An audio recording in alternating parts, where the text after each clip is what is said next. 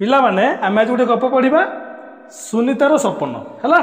तुम्हें से गपटा को भल कर देख आंगुरी मारिक शब्द गुड़ी को देख है। गप नाम हूँ सुनीतार सपन। शीत दिन भारी ठंडा होता है। सुनीता घोड़ी होई शोई थाए। से सपन देखिला बादल पिठी रे बसी आकाश रे उड़ुछि। तारामाल भितरे हजि जाइछि। आकाशरू सुनीता तलकू अनाइला।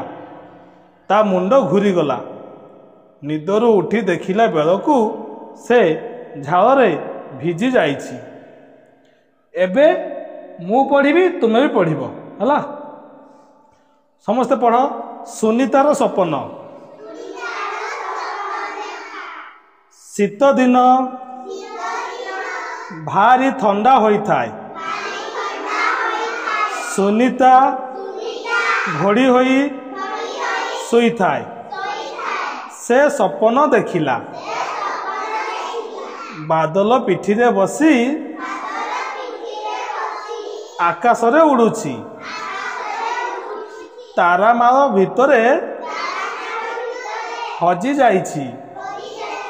आकाशरू सुनीता तलकू अनाइला। ता मुंड घूरीगला। निदरू उठी देखिला बेलकू से झाଳରେ भिजी जाइछि। एबे तुमे समस्ते सही विषयटा को पढ़।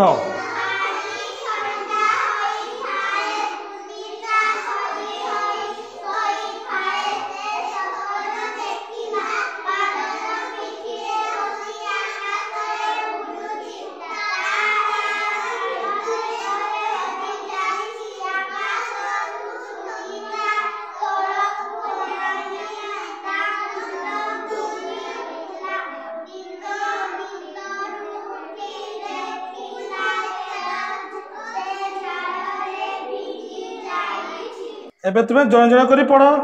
तुम्हें ठिया कि पढ़। सुनीतार सपन। शीत दिन भारी ठंडा होता है। सुनीता घोड़ी होई सोईता। से सपन देखिला बादल पिठरे बसी आकाश रे उड़ुछि।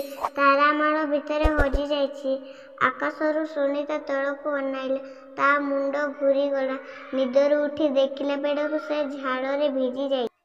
सुनीतार सपन। शीत दिन भारी ठंडा होता है। सुनीता घोड़ी होई सोई थाए। से सपन देखिला बादल पिठी रे बसी आकाश रे उड़ुछि। तारामाला भितरे हजि जाइछि। आकाशरू सुनीता तलकू अनाइला। ता मुंड घूरीगला। निंदरू उठी देखिला बेलकू से झाଳରେ भिजी जाइछि। शीत दिन भारी ठंडा होता है। सुनीता घोड़ी होई सोईଥାଏ। सपन देखिला बादल पिठी रे बसी आकाश रे उड़ुछि। तारामाल भितरे हजि जाइछि। आकाश रे तलकू अनाइ देखिला तार मुंड घूरीगला। निदर उठी देखिला बेलकू से झाଳରେ भिजी जाइछि।